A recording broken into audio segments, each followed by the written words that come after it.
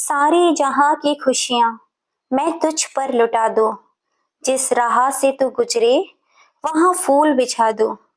होगी विदा जब तू मेरे आंगन से मेरी बेटी। ख्वाहिश यही है मेरी, जमीन से लेकर पूरा आसमान सजा दूं। दोस्तों, हमारी आज की कहानी एक जिद्दी और अड़ियल बेटी पर आधारित है।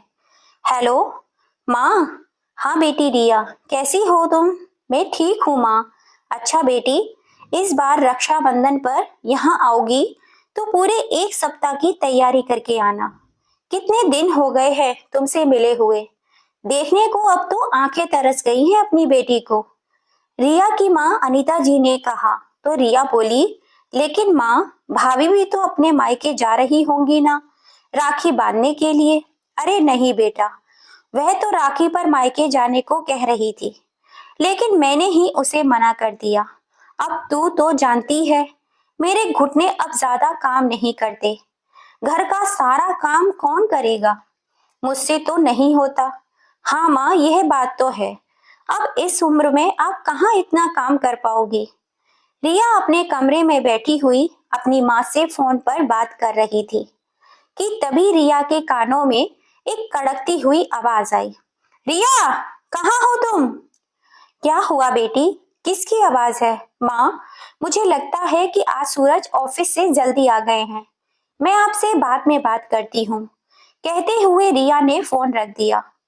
रिया, तुम्हें मालूम है, माँ की तबीयत ठीक नहीं रहती, फिर भी घर का काम करने की बजाय तुम यहाँ कमरे में बैठी हुई हो और उधर माँ अकेले सारे कपड़े धो रही है। कुछ तो ख्याल किया होता। माँ ब्लड प्रेशर की मरीज है और अब उनकी उम्र भी हो चली है। अरे तो क्या हो गया, सारा दिन मैं भी तो काम करती हूँ। थक गई थी तो थोड़ी देर के लिए बैठ गई, रिया ने मुंह बनाते हुए कहा। अच्छा, तो जाओ मेरे लिए एक कप चाय बना दो, आज सिर में बहुत तेज दर्द हो रहा है। सूरज ने कहा तो रिया चाय बनाने रसोई घर में चली गई। करीब एक वर्ष पहले राधा जी रिया को बड़े बेटे सूरज की पत्नी और अपने घर की बहू बनाकर लाई थी। छोटा बेटा अनुज अभी कवारा था। सूरज के सामने तो रिया काम करने का दिखावा किया करती थी और उसके ऑफिस जाने के बाद अपनी माँ से फोन पर बातें करने बैठ जाती थी। घर में बर्तन और साफ सफाई के लिए काम वाली बाई लगाई हुई थी, परंतु इसके अतिरिक्त घर का बाकी सारा काम राधा जी को ही करना पड़ता था। राधा जी जब भी उसे काम करने में मदद करने के लिए आवाज लगाती तो रिया कोई न कोई बहाना बनाकर टाल देती। अभी बचपना है, ये सोचकर राधा जी भी शुरू शुरू में उसे ज्यादा काम करने को नहीं कहती थी, लेकिन शादी के एक वर्ष बाद भी रिया ने किसी काम में दिलचस्पी नहीं दिखाई तो राधा जी ने उसे समझाना चाहा। देखो बेटा, अब अपने मायके से ध्यान हटाकर ससुराल की जिम्मेदारियों को समझो। इतना कहने की देर थी कि रिया ने घर में हंगामा खड़ा कर दिया। इस बात को लेकर सूरज और रिया के बीच जोरदार झगड़ा हो गया। उसके बाद राधा जी ने रिया को कुछ भी कहना अब बंद कर दिया था। रिया दिन भर फोन पर कभी अपनी माँ से तो कभी अपनी सहेलियों से बातें किया करती थी। अपनी मर्जी के मुताबिक रहती, बस अपने पति सूरज के घर लौटने के समय रसोई घर में जाकर थोड़ा बहुत काम करने का दिखावा करने लगती। आज सूरज जल्दी आ गया था तो अपनी माँ को इस तरह काम करते देख वह रिया पर भड़क उठा। रिया अपने पति सूरज के लिए रसोई घर में चाय बनाने गई। तभी अचानक आंगन से उसके सासू माँ के चिल्लाने की आवाज आई। क्या हुआ माँ? सूरज दौड़ता हुआ आया तो देखा उसकी माँ राधा जी फर्श पर फिसल गई थी। उनसे उठा भी नहीं जा रहा था। सूरज ने रिया को आवाज दी और राधा जी को सहारा देते हुए कमरे में ले गया। राधा जी को पैर में बहुत दर्द हो रहा था तो उन्हें डॉक्टर के पास ले जाया गया। भगवान का शुक्र है, हड्डी में कोई फ्रैक्चर नहीं आया है, लेकिन पैर में मोच आई है जिसके कारण उन्हें इतना दर्द हो रहा है। अभी आपकी माता जी को कुछ दिन आराम करने की जरूरत है, डॉक्टर ने बताया तो सूरज की सांस में सांस आई। वे लोग राधा जी को घर ले आए। रिया, डॉक्टर ने माँ को एक सप्ताह बिस्तर से उठने को मना किया है। इसलिए तुम्हें माँ का खास ख्याल रखना होगा। उन्हें कोई तकलीफ नहीं होनी चाहिए। सूरज ने रिया को हिदायत दी तो रिया ने हाँ में सर हिला दिया। आज इस बात को 3 दिन बीत चुके थे। क्या बताऊं माँ, जब से सासू माँ बिस्तर पर पड़ी हैं, मेरे तो सर पर मुसीबत ही आन पड़ी है। सारा दिन काम करते करते बुरी तरह थक जाती हूँ। पूरे 3 दिन हो गए हैं, ना जाने कब उठने का नाम लेगी बिस्तर से। रिया ने अपनी माँ अनीता जी से फोन पर कहा तो वह बोली, बेटी मुझे तो लगता है तेरी सास को कोई चोट वोट नहीं लगी है। वे यूं ही नाटक किए बिस्तर पर पड़ी हुई है। तुझे ज्यादा काम करने की कोई जरूरत नहीं है। बैठे बैठे उन्हें यूं ही खिलाती रहेगी तो फिर तो तेरी सास बिस्तर से उठने का नाम ही नहीं लेगी। हाँ माँ, बात तो आप ठीक कह रही हो। मैंने तो आज किटी पार्टी में जाने का प्रोग्राम भी कैंसिल कर दिया था। अब सोचती हूँ कि चली ही जाऊं। पीछे सासू माँ अपने आप देख लेंगी। ठीक है माँ, अब मैं फोन रखती हूँ। पार्टी से आने के बाद बात करूंगी।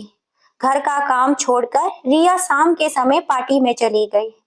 उसे लगा था कि सूरज को आने में अभी बहुत वक्त है, लेकिन उसे ये याद ही नहीं रहा कि 3 दिन बाद डॉक्टर ने राधा जी को फिर से दिखाने को कहा था।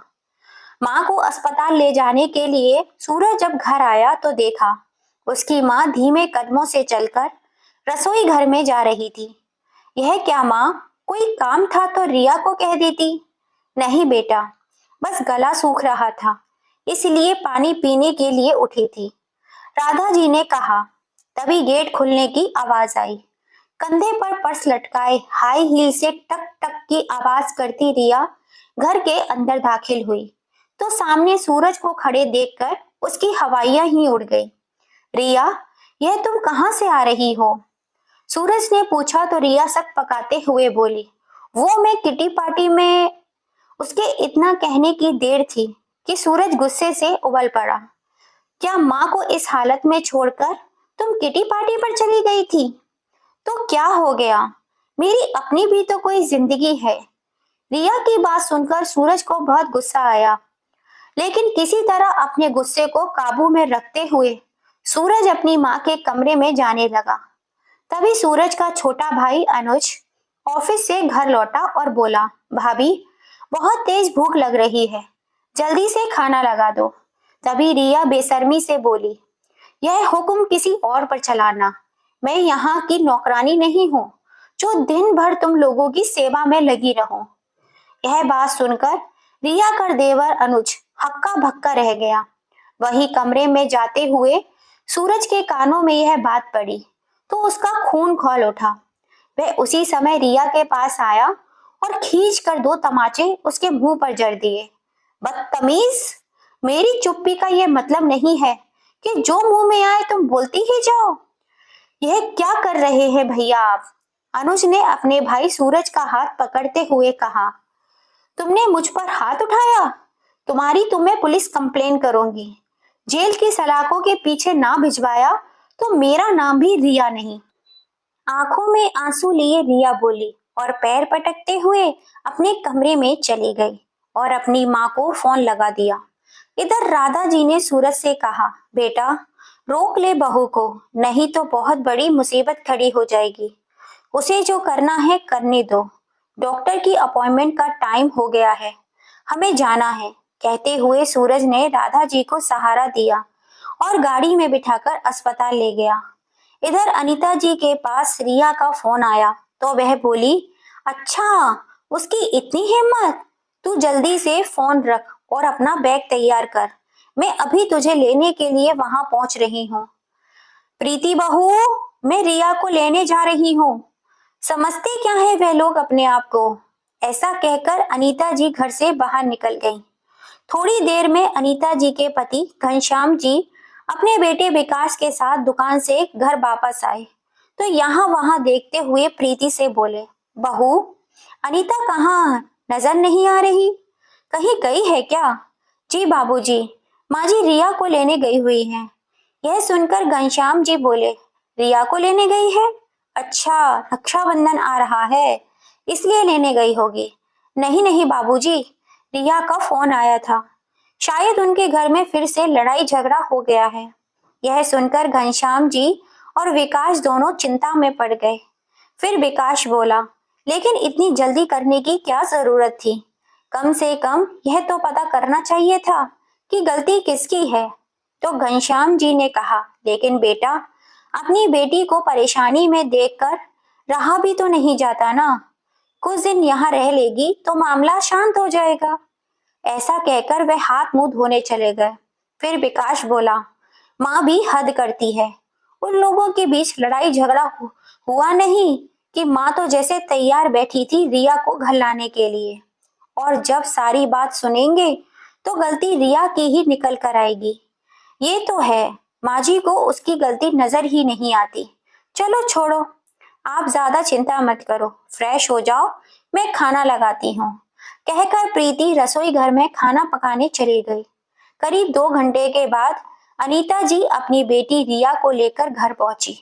उस समय घनश्याम जी बाहर चारपाई पर लेटे हुए थे। यहाँ मैं अपनी बेटी के लिए परेशान हूँ और आप चैन से नींद से सो रहे हैं। अनीता जी गुस्से से बोली तो घनश्याम जी की नींद खुल गई। अरे रिया, तुम आ गई बेटी, आओ बैठो। लेकिन अनीता, तुम लोगों को आने में इतनी देर कैसे हो गई? घनश्याम जी ने पूछा तो अनीता जी बोली, एक जरूरी काम और निपटाना था, बस वही करने में लग गई थी। जरूरी काम? ऐसा कौन सा जरूरी काम था? घनश्याम जी ने पूछा तो रिया बाट पलटते हुए बोली, बाबूजी, आपको तो अपनी बेटी की चिंता ही नहीं है। यह तो मेरी माँ है जो मेरा इतना ख्याल रखती है। फिर अनीता जी बोली, बेटी, मेरे रहते हुए तुझे चिंता करने की कोई जरूरत नहीं है। उनको तो मैं ऐसा सबक सिखाऊंगी कि जिंदगी भर याद रखेंगे। तू यहाँ आराम से रहे। कोई काम करने का दिल करे तो करना और नहीं करे तो मत करना। कोई तुझे कुछ नहीं कहेगा। देख तो मेरी फूल सी बच्ची कितनी कमजोर हो गई है। फिर घनश्याम जी बोले, अरे, हमने अपनी बेटी की शादी की है, बेचा नहीं है। अपनी बेटी की 2 रोटी हमें क्यों भारी लगेंगी? हाँ बेटी, तू यहीं बैठ, मैं तेरी भाभी को चाय नाश्ता लेकर आने को कहती हूँ। अनीता जी ने कहा तो रिया बोली, हाँ माँ, मैं भी अंदर जाग रही हूँ, थोड़ी देर आराम करूंगी। घनश्याम जी की बुजुर्ग अम्मा आंगन में कोने में बिछी कुर्सी पर बैठे हुए सब कुछ देख रही थी। अनीता जी और रिया के अंदर जाने के बाद उन्होंने घनश्याम जी को अपने पास बुलाया और बोली, देख घनश्याम, यह तो कुछ हो रहा है, अच्छा नहीं हो रहा है। बेटी को इतनी शय देना अच्छी बात नहीं है। मैं अनीता बहू को कुछ भी कहूंगी तो वह मुझ पर ही बरस पड़ेगी। इसलिए तू ही उसे समझा। हाँ अम्मा, तुम चिंता मत करो, सब ठीक हो जाएगा। कहकर घनश्याम जी कमरे में चले गए। रिया के लिए चाय लेकर जब उसकी भाभी प्रीति कमरे में आई तो उसके पास बैठते हुए बोली, रिया, ऐसी भी क्या बात हो गई थी? क्या बताऊं भाभी, ऐसी सास तो भगवान किसी दुश्मन को भी ना मिले। ना जाने मेरी पीठ पीछे मेरे पति को क्या क्या पट्टी पड़ाती थी कि वह तो ऑफिस से आते ही मुझ पर भड़क जाते थे, मेरे साथ मारपीट करने लगते थे। उन्हें तो सिर्फ मुझ में कमियां ही कमियां नजर आती थी, दुख और परेशानी नजर आती थी तो सिर्फ अपनी माँ की। अरे रिया, लेकिन छोटी मोटी बातें तो हर घर में होती ही रहती हैं। तुम्हें शांति से काम लेना चाहिए था। अपने पति को प्यार से समझाती तो वे जरूर समझते। अरे भाभी, आपको क्या लगता है, क्या मैं अपना घर बसाना नहीं चाहती? वही मुझे समझने को तैयार नहीं है तो मैं क्या कर सकती हूँ? भाभी, विकास भैया तो बहुत अच्छे हैं जो तुमसे प्यार से बात करते हैं, लेकिन सब लोग एक जैसे नहीं होते। कोई बात नहीं रिया, तेरे भैया उनसे बात करेंगे, सब ठीक हो जाएगा। प्रीति ने कहा तो रिया बोली, भाभी, यह तो मैं हूँ जो उन लोगों को बर्दाश्त कर रही हूँ। अगर ऐसी सास और ऐसा पति तुम्हें मिल जाते तो तुम उन्हें 2 दिन भी झेल नहीं पाती। तो प्रीति बोली, नहीं रिया, ऐसी बात नहीं है। अपना घर बसाने के लिए अगर थोड़ा सा झुकना भी पड़े तो भी कोई हर्ज नहीं होता। और कितना झुकूं भाभी मैं? अब तुम ही देखो मेरी माँ तुम्हारा कितना ख्याल रखती है, और वहां मेरी सास है जो मेरे पति को मेरे खिलाफ उकसाती है। दूसरों को समझाना तो बहुत आसान होता है, जब खुद पर बीतती है तब पता चलता है। रिया ने कहा तो प्रीति चुप रह गई। वह समझ गई थी कि रिया को कोई बात सुनने को तैयार नहीं है। अच्छा, मैं खाना बनाने जाती हूँ, कहते हुए प्रीति वहां से उठ गई। अगले दिन रक्षाबंधन का त्योहार था, इसलिए सुबह जल्दी उठकर प्रीति ने रसोई घर में सारे पकवान बनाकर रख दिए। रिया ने अपने भाई विकास को राखी बांधी, तो विकास पहले खाना खाकर अपने पिता घनश्याम जी के साथ दुकान पर निकल गया। फिर प्रीति अनीता जी और रिया को खाना देकर रसोई घर में बर्तन साफ करने चली गई। तो अनीता जी अपनी बेटी रिया से बोली, देखा बेटी, मैंने कहा था ना, मायके में रहते हुए तुझे किसी तरह की तकलीफ नहीं होने दूंगी। सुकून से बैठकर खाना खा, आराम कर। उधर रिया के ससुराल में सूरज के पास फोन आया। हेलो, क्या आप मिस्टर सूरज बोल रहे हैं? मैं पुलिस थाने से बात कर रहा हूँ। आपके खिलाफ एक शिकायत आई है। आप जल्द से जल्द यहाँ पहुंच जाइए। यह सुनकर सूरज की हैरानी का ठिकाना ना रहा। राधा जी भी परेशान हो गई। सूरज थाने जाकर आया तो राधा जी ने पूछा, पुलिस वालों ने क्या कहा बेटा? तो सूरज हताश भरे स्वर में बोला, कहना क्या था माँ, रिया और उसके घर वालों ने हमारे खिलाफ पुलिस में शिकायत दर्ज कर दी है, और यह भी कहा है कि दहेज को लेकर हम लोग आए दिन उसके साथ मारपीट करते हैं। क्या? लेकिन बेटा, हमने तो कभी दहेज का जिक्र तक नहीं किया। राधा जी ने कहा तो सूरज बोला, हाँ माँ, रिया और उसके घर वाले दहेज के नाम पर हमें झूठे केस में फंसाना चाहते हैं। बेटा, मैं तो कहती हूँ एक बार चलकर उनसे बात करते हैं। बात ऐसे सी सुलझ जाए तो अच्छा है। नहीं माँ, मैं उन लोगों के सामने नहीं झुकूंगा, सूरज ने कहा।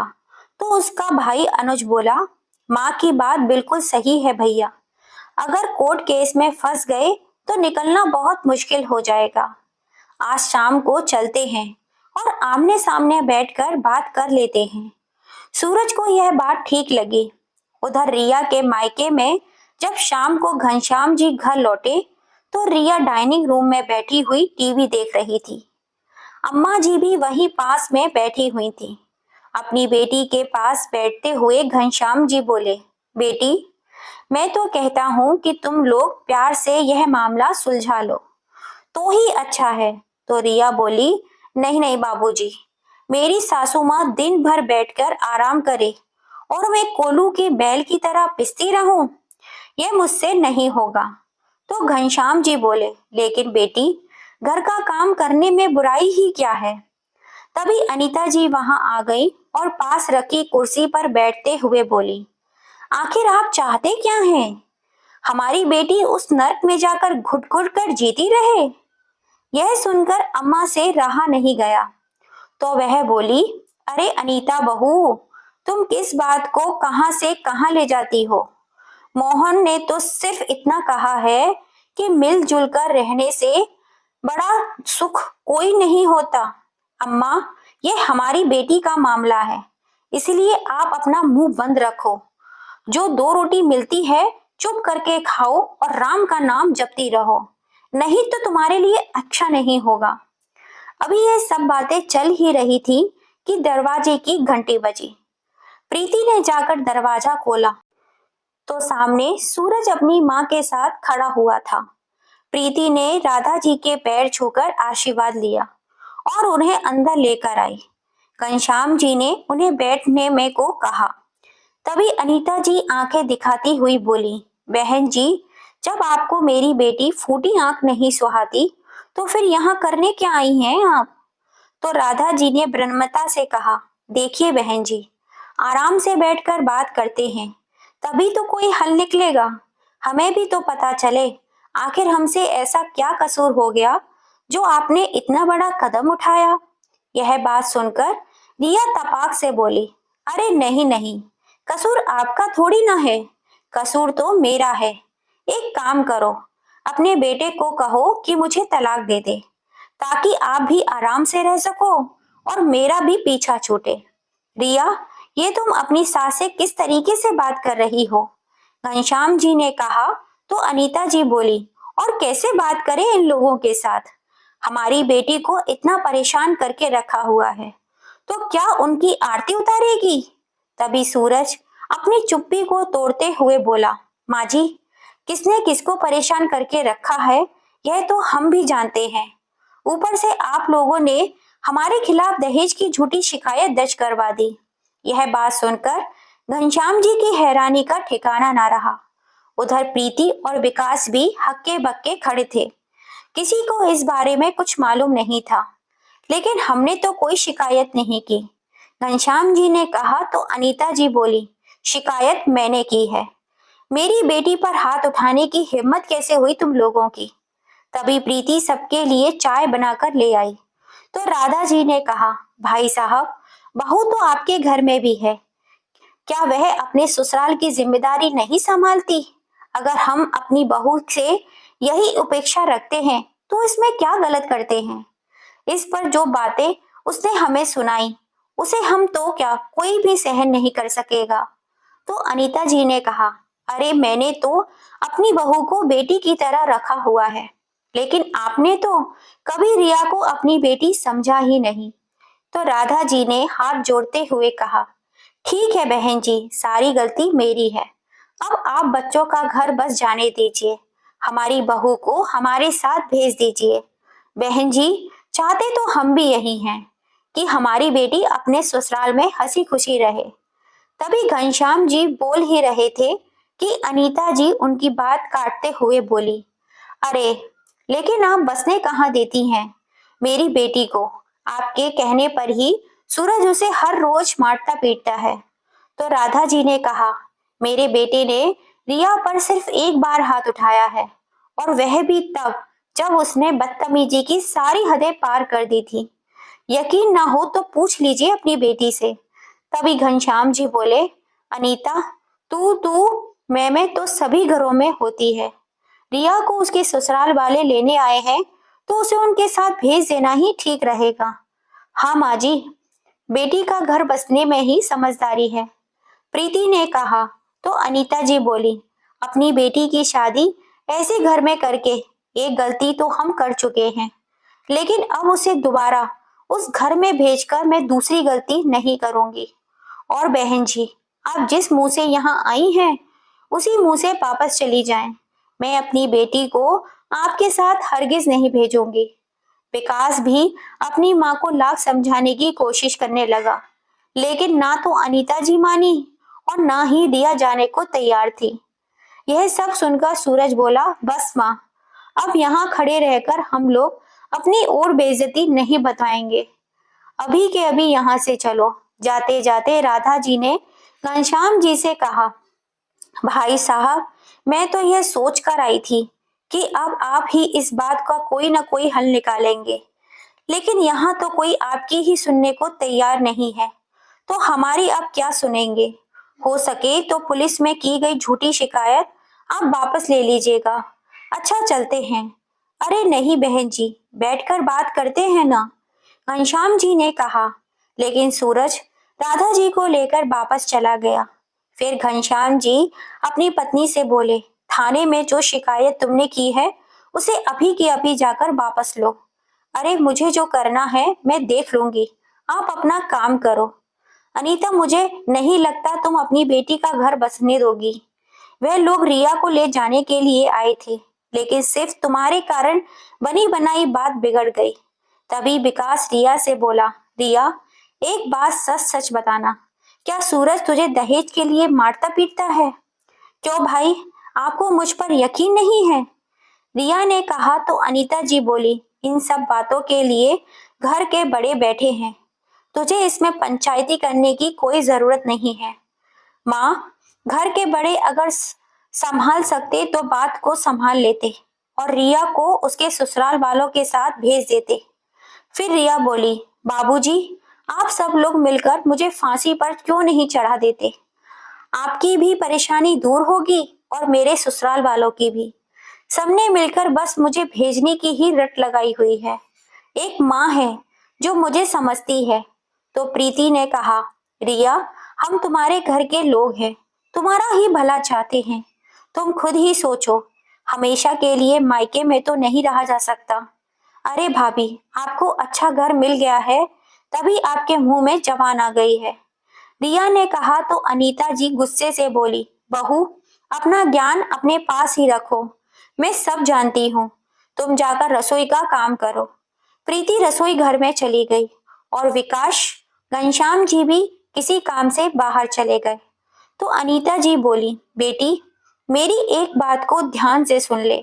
मेरे रहते हुए तो तेरी भाभी तुझे कुछ कहने से रही, और अगर घर में किसी ने भी तुझे कुछ भी कहा तो उसे तो मैं अच्छी तरह समझा दूंगी। तो रिया आंखों में आंसू लिए हुए बोली, माँ, इस घर का कोई भी सदस्य मुझे यहाँ देखकर खुश नहीं है, सब मुझे भेजने पर तुले हुए हैं। तो अनीता जी ने कहा, तुझे चिंता करने की बिल्कुल भी जरूरत नहीं है, तू यहाँ आराम से रह। मैं तेरी भाभी को देसी घी का हलवा बनाने को कहती हूँ, आराम से बैठकर खाएंगे। हाँ माँ, सब लोगों की बातें सुन सुनकर मेरा तो दिमाग खराब हो गया है, तुम जल्दी से हलवा बनाकर ले आओ। कहते हुए रिया सोफे पर लेट गई। एक सप्ताह बीत चुका था। रिया की भाभी प्रीति अपने कमरे में बैठी थी। तभी विकास कमरे में आया और बोला, समझ नहीं आता कैसे सुलझेगी ये समस्या। तो प्रीति बोली, मैं तो कहती हूँ रिया को जितनी जल्दी हो सके घर भेज दो, उतना ही अच्छा होगा। अरे प्रीति, चाहता तो मैं भी यही हूँ कि वह समय से अपने घर चली जाए। आस पड़ोस के लोग और रिश्तेदारों में भी जब यह बात पता चलेगी तो हमारी कितनी बदनामी होगी। विकास ने कहा तो प्रीति बोली, लेकिन माँ जी को यह बात समझ में नहीं आती। उस दिन जब रिया के ससुराल वाले घर आए तो उनकी बात सुनकर भी रिया की ही गलती नजर आ रही थी। अरे प्रीति, गलती तो सारी रिया की ही है। शादी से पहले पूरे 24 साल वह इस घर में रही है, क्या मैं उसके स्वभाव को नहीं जानता? फिर प्रीति बोली, फिर भी माँ जी तो हमेशा उसकी ही तरफदारी करती हैं। अगर इसी तरह चलता रहा तो हमारे घर में भी झगड़े शुरू होने जाएंगे। रिया तो किसी काम को हाथ नहीं लगाती, खाना खाती है तो थाली सरका देती है, पानी का गिलास तक खुद भरकर नहीं पीती। माँ मुझे ऑर्डर करती है और मैं उसे पानी लाकर दे देती हूँ। अब घर में सदस्य बढ़ेंगे तो क्या काम नहीं बढ़ेगा? सारा दिन घर का काम करते करते मैं भी थक जाती हूँ। अब मैं अगर उसे घर की साफ सफाई में मदद करने को कहती हूँ तो मना कर देती है। रोटी या सब्जी बनाने को कहती हूँ तो भी मना कर देती है, और ऊपर से कहती है कि मैं इस घर की कोई नौकरानी नहीं हूँ, यह सब तुम्हारी ड्यूटी है तो तुम ही करो। अरे प्रीति, इसी बात का तो रोना है, उससे कोई काम तो किया नहीं जाता। यह तो उसे माँ ने सिर पर चढ़ा रखा है, नहीं तो अब तक मैं ही उसकी अकल ठिकाने लगा देता। देखिए जी, मैं तो बस इतना चाहती हूँ कि घर में कोई लड़ाई झगड़ा ना हो, नहीं तो दुनिया तमाशा देखेगी। वो तो छोटी छोटी बातों पर कलेश करने लगती है। माँ, भाभी ने मेरी पसंद की सब्जी नहीं बनाई, यह तो चाहती ही नहीं कि मैं इस घर में रहूं। बताओ मैं क्या करूं? मेरी जगह अगर कोई और होती तो अब तक इस घर में कलेश खड़ा कर दिया होता। मैं तो फिर भी चुप हूं। अरे प्रीति, वह तो मैं भी जानता हूं। फिर प्रीति ने कहा, अगर यही बात मैं उससे कहूंगी तो उल्टा यह जवाब देगी कि वह तो मेरी माँ इतनी अच्छी है जो मेरा इतना ख्याल रखती है। लेकिन यह बात उसे समझ में नहीं आती कि अच्छा भी अच्छों के साथ ही बना जाता है। मैं तो शर्म लिहाज के कारण चुप हूँ ताकि झगड़ा और ना बढ़े। नहीं प्रीति, तुम तो जानती हो, कुछ मत बोलना, नहीं तो माँ तुम्हें ही नहीं छोड़ेगी। अरे तभी तो कहती हूँ कि आप उसे प्यार से समझा दो ताकि वे शांति से अपने घर चली जाए।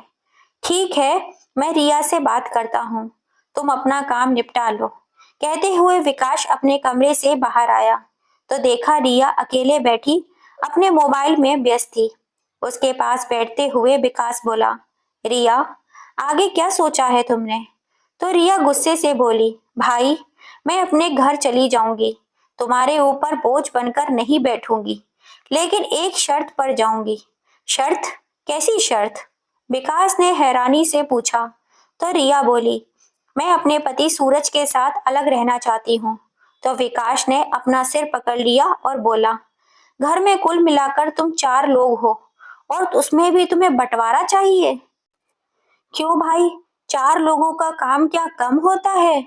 एक मेरी सास है जो हमेशा बिस्तर पर पड़ी रहती है, और दूसरा वह देवर जिसकी शादी करने का भी मैं नाम नहीं ले रहे। उसकी शादी हो तो मेरा कुछ काम कम हो जाए। अरे रिया, वो चिंता उन लोगों की है, लेकिन मुझे तो इतना पता है कि 4 लोगों में बंटवारा करने की बात तो मैं नहीं करूंगा। तो ठीक है, अगर बंटवारा नहीं होगा तो मैं भी नहीं जाऊंगी, क्योंकि मुझसे इतना काम नहीं होता है। उसी समय अनीता जी वहां आई और बैठते हुए बोली, क्या बात हो रही है दोनों बहन भाई में? तो रिया बोली, बात क्या होगी, मुझे कहते हैं कि अपने ससुराल वापस चली जा। हे भगवान, जिसे देखो इसे ससुराल भेजने की रट लगाए बैठा है। अगर अपने मायके आकर बैठी है तो ऐसा भी क्या गुनाह हो गया? मेरी बेटी तुम्हें अच्छी नहीं लगती है क्या? अनीता जी ने कहा तो विकास बोला, माँ, अभी तो तुम इसे शय दे रही हो, लेकिन बाद में तुम ही पछताओगी। माँ, मैं तो एक काम करती हूँ, मैं चुप करके अपने ससुराल चली जाती हूँ। मुझे परेशान करेंगे तो मैं सहन कर लूंगी, और अगर सहन ना हुआ तो कहीं जाकर मर जाऊंगी। कम से कम इन लोगों को शांति तो मिल जाएगी ना। रिया ने कहा तो विकास बोला, मैं अच्छी तरह से जानता हूँ उन लोगों को, कोई तुझे कुछ नहीं कहेगा अगर तू अपनी जबान कम चलाए और घर की जिम्मेदारियां संभाले। तो देख लिया माँ, मेरे मायके वाले ही मेरे दुश्मन बने बैठे हैं। मगरमच्छ के आंसू बहाते हुए रिया बोली। अनीता जी ने कहा, जिसको तेरे यहाँ रहने से परेशानी है वह यहाँ से जा सकता है, लेकिन मैं तुझे कहीं नहीं जाने दूंगी। और विकास, तू दिन रात बैठते उठते क्या तुझे एक ही काम है? अभी उसके माँ बाप जिंदा है, तुझे चिंता करने की कोई जरूरत नहीं है। ठीक है, मैं तो उसका भला चाहता था। अगर कोई समझने को तैयार ही नहीं है तो फिर करो अपनी मर्जी की, मैं आगे से कुछ नहीं बोलूंगा, कहकर विकास वहां से उठ गया। प्रीति वहीं पीछे खड़ी सारी बातें सुन रही थी। फिर अनीता जी बोली, एक यह घर के लोग हैं, दूसरा हमारी पड़ोसन जो मुझसे पूछती है, अनीता बेटी घर कब जाएगी? ससुराल वाले कितने दिन से बेटी को भेज दिए हैं। फिर रिया बोली, मुझे तो समझ नहीं आता, मैं यहाँ आई हूँ तो इन लोगों के पेट में क्यों दर्द हो रहा है।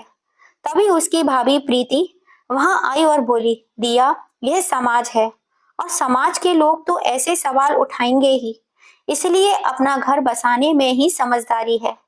बस माँ, अब तो मेरी बर्दाश्त से बाहर हो गया है। मैं चाहे मरूं चाहे जीऊं, लेकिन अब यहाँ तो नहीं रहूंगी। क्यों? चली जाऊंगी। हम दोनों माँ बेटी साथ रहेंगे, जिसे जो बोलना है वे बोलता रहे।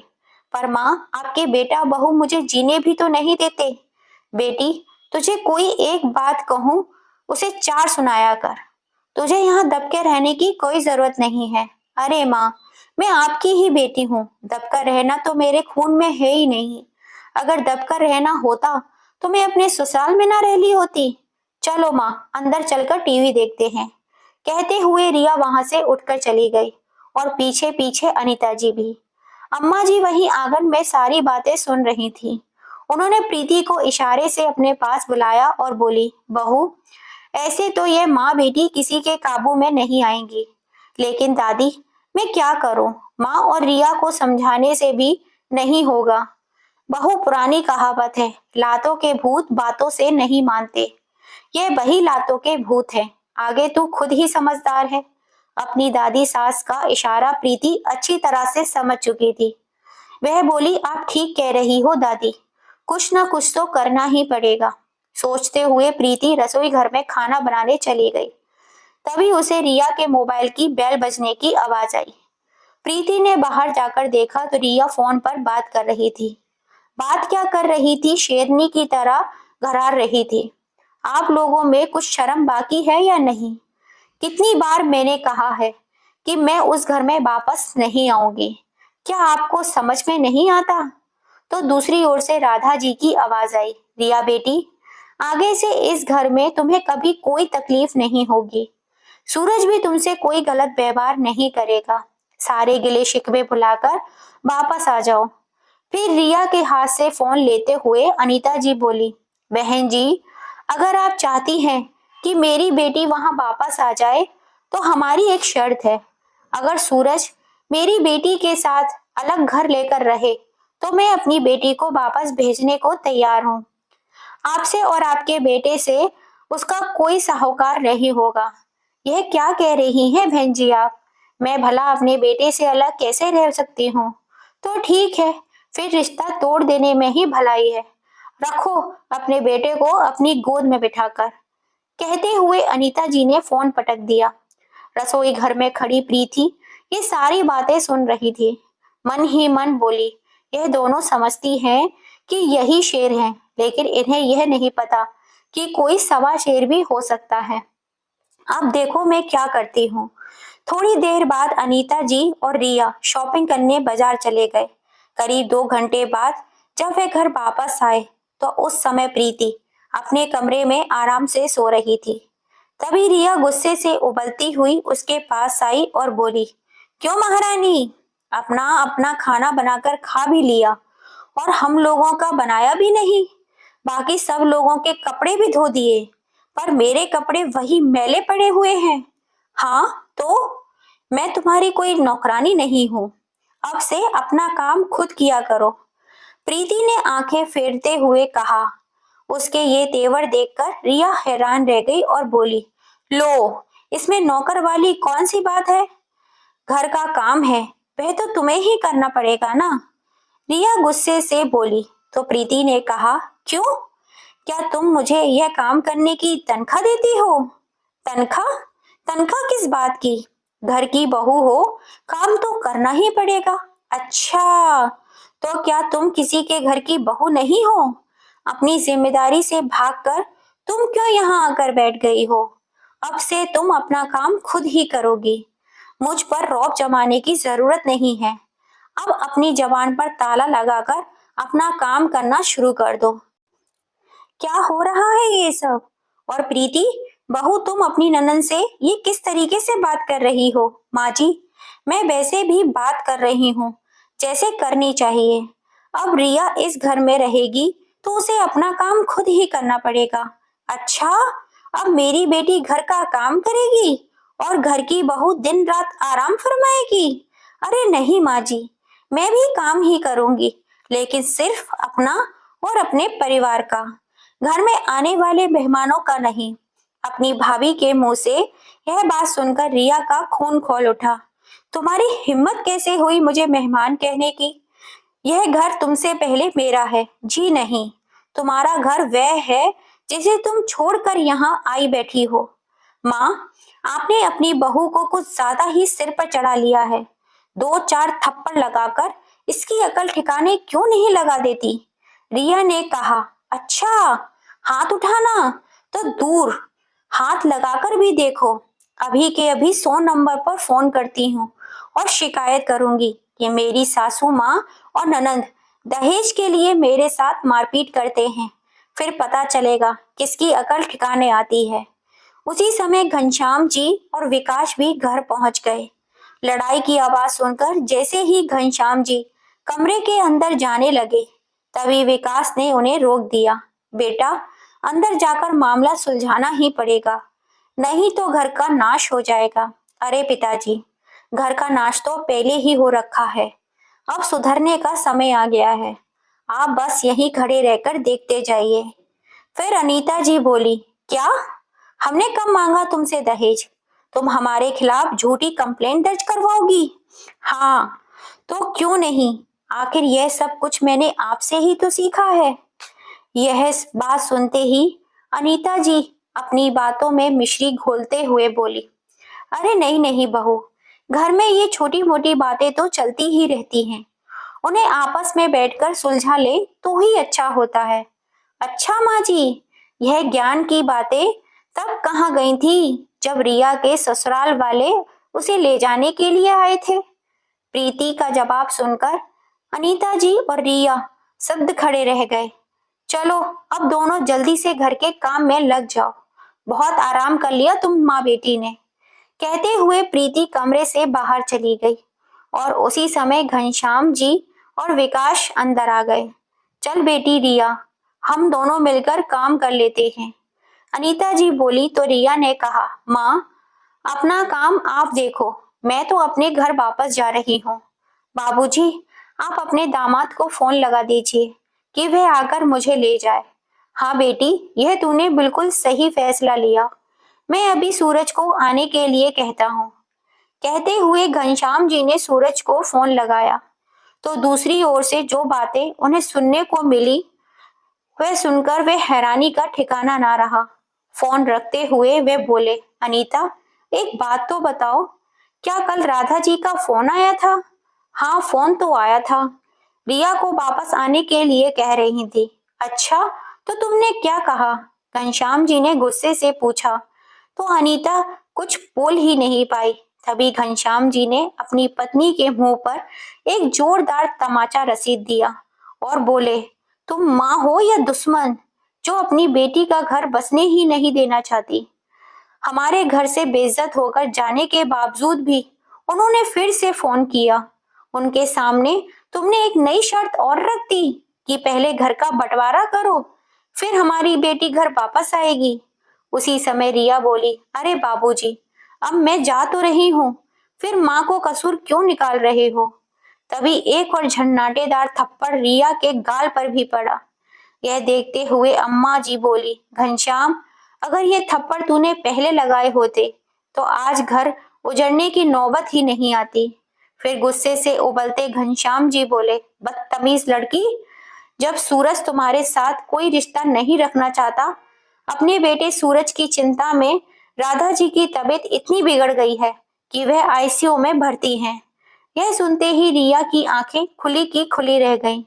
फिर घनश्याम जी बोले, अगर राधा जी को कुछ भी हो गया तो उनकी इस हालत की जिम्मेदार सिर्फ तुम होंगी और उसके बाद सूरज तुम्हें कभी नहीं अपनाएगा।